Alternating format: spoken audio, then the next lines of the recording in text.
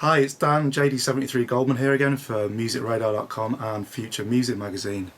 Today I'm going to be looking at Korg's new Mini Kaoss Pad 2, which you can see here, and the Kaossilator 2, which you can see here. Now the hardware on both of them is pretty much the same. Here's an old Kaoss Pad, Mini Kaoss Pad, so you can see the difference in size. Obviously you can see that the actual touchpad is a lot smaller, which is a bit of a shame, and it doesn't feel quite as sturdily built as the other one. And we've also lost the phono connectors on the back here. But on the whole, I like the fact that the new one's a bit more compact, and it's got a nice screen on it as well, which you'll be able to see later in the review. One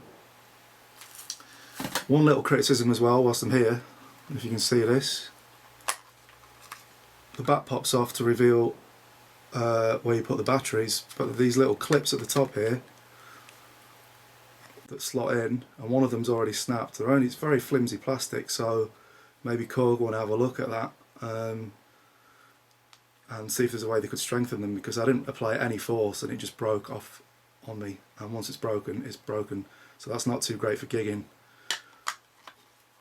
Otherwise the build quality is really good on the whole, on both of the units. The difference connection wise, Kaossilator 2 has got a mic input, headphone output and power input, and there's also an internal mic in there as well. The Mini Kaoss Pad has got a line input, a line output and the power input. Okay, so here we've got the new Mini Kaoss Pad 2, and I just want to take you through some of the effects. I've got my Moog little fatty here connected to the line input and a line output going into my audio interface. So here's the raw sound. Let's get something with a bit more brightness.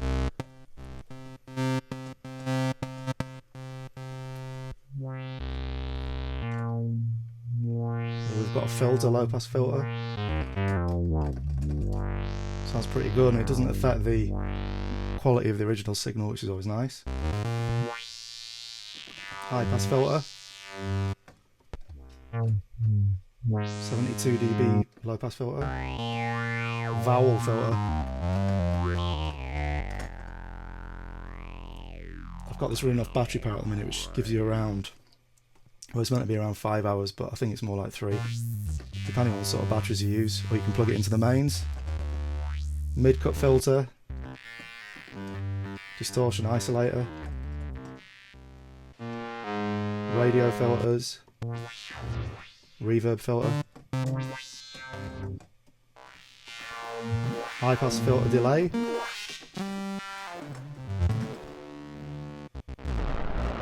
great reverb,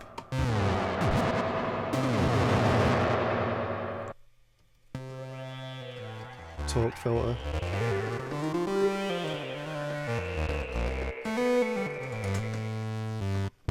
ducking compressors, great for putting beats through, and hard limiters, distortions. I like the sound of all of these. They fit nicely with the original sound, they don't destroy it like some really cheap effects units do. Ring modulator.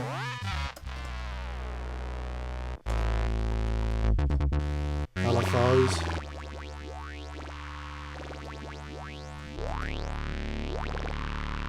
So it's nice you can sit at the side of the keyboard and play it with your left hand whilst holding the note, because it's nice and compact.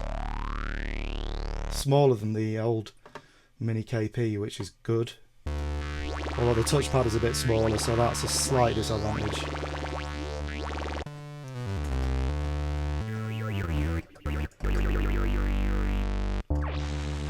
Flanger filters.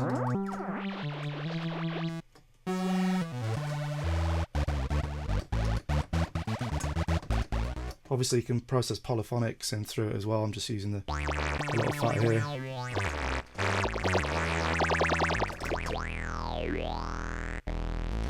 You can get really creative with it on the fly, and it's so easy to use.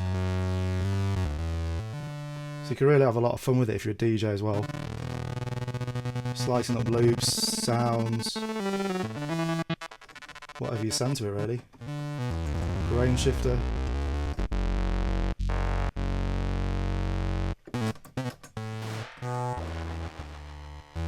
Delays.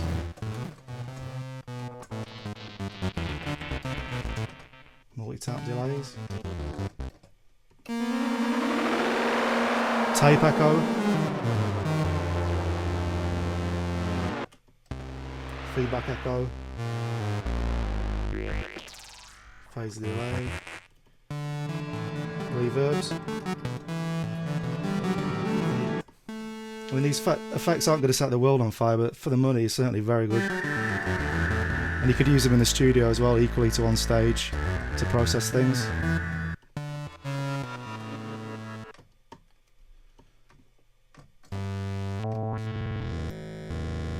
Little loopers where you can get parts of a sound and just loop them up. It's not a looper like the Kaossilator 2, but you can loop bits of a sound.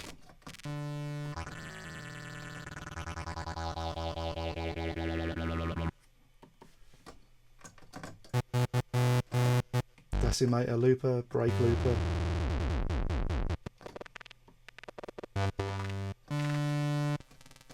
Backing looper.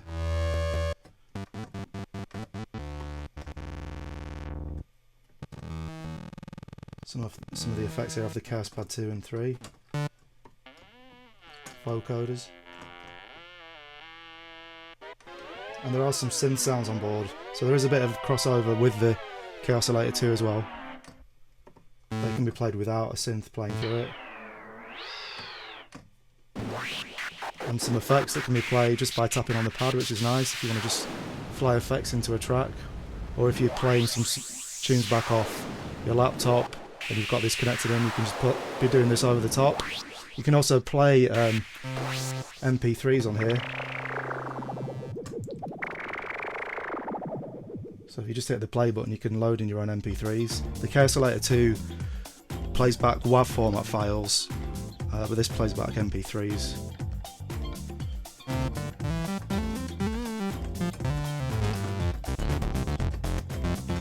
And then of course you can filter the whole beat if you want. Go back to the beginning here. So you could feasibly DJ with this little box, loading a set onto the memory card, an SD memory card or a micro SD, and kind of DJ on it and affect it all just with this little box here. Obviously wanted to run it on, you'd want to run it on mains power if you're going to DJ with it, but big, nice little compact DJ rig. Quite limited, but it would definitely do the job if you wanted to try it out in that regard.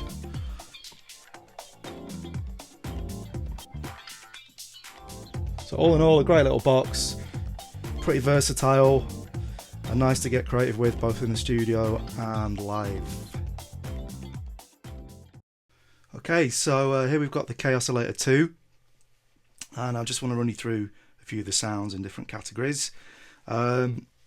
Obviously to play stuff you use the touchpad here, and it's well designed, so basically when you run your finger across the touchpad it plays any of the selected scales that are on board. There's loads of different scales that you can choose from, so different modes and various other scales, so you can pretty much slot it into any kind of style of music. It's monophonic, but you can't really complain at that for the price, I suppose. So let's have a listen to some of the leads, which is the first category.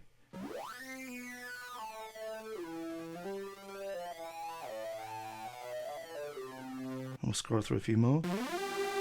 Unison saw.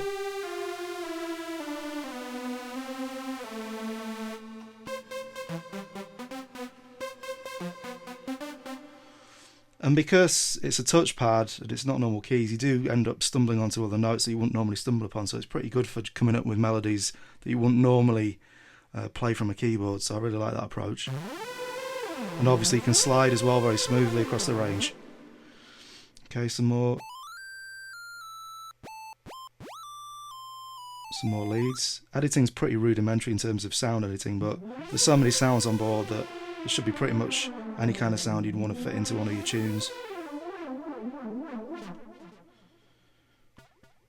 Okay, and to change category, hold the sound button down and let's go to the acoustic category.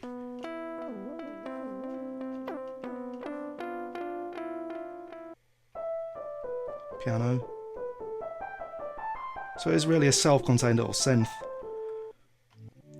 Unfortunately there's no MIDI to trigger these sounds from, which is a shame, but then it's a pretty cheap piece of kit, so there we go. Didgeridoo, basses, we're in the bass category now. Go to a different category, chord category.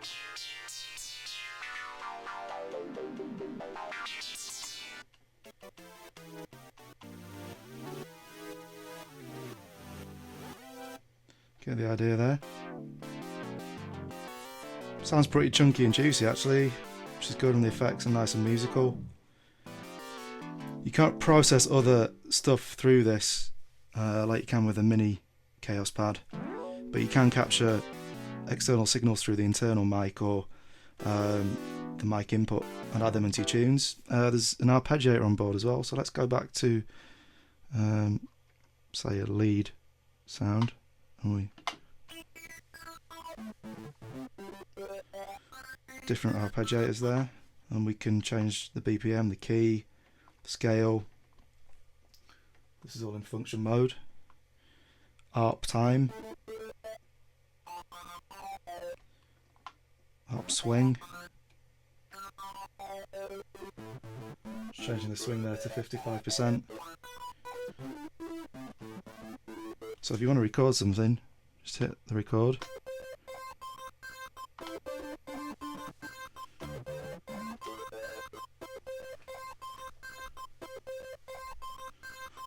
It's only monophonic, so and there's no multi-track recording as such, you just keep overdubbing. So let's go and put a beat on top of that.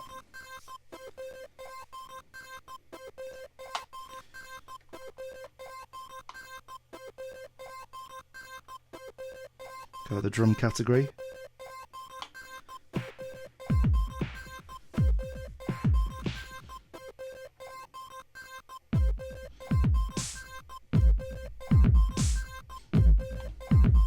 So you just press the number 1 loop button there, which you hold it down and then record something in, and you just layer up like that.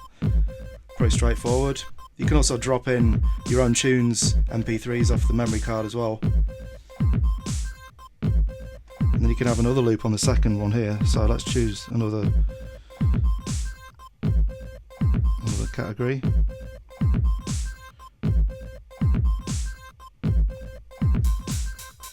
I'm just overdubbing hats on the second loop. Then if you go to function, you can change the loop lengths. And you can fade between the 2 different beats.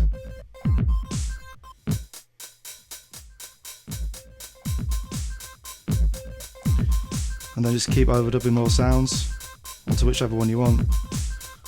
Let's go to hold down the button to record.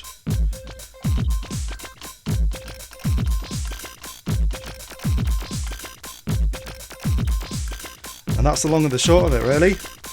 And as I say, you can then change the art pattern and save that to a memory card, SD memory card.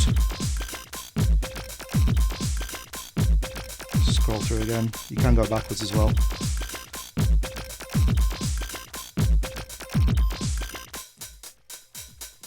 And we can crossfade between the 2. Stop the beat, bring it back in.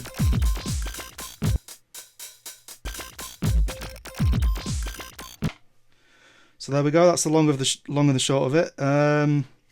Great fun for overdubbing and coming up with loops on the fly. You could use it live or in the studio.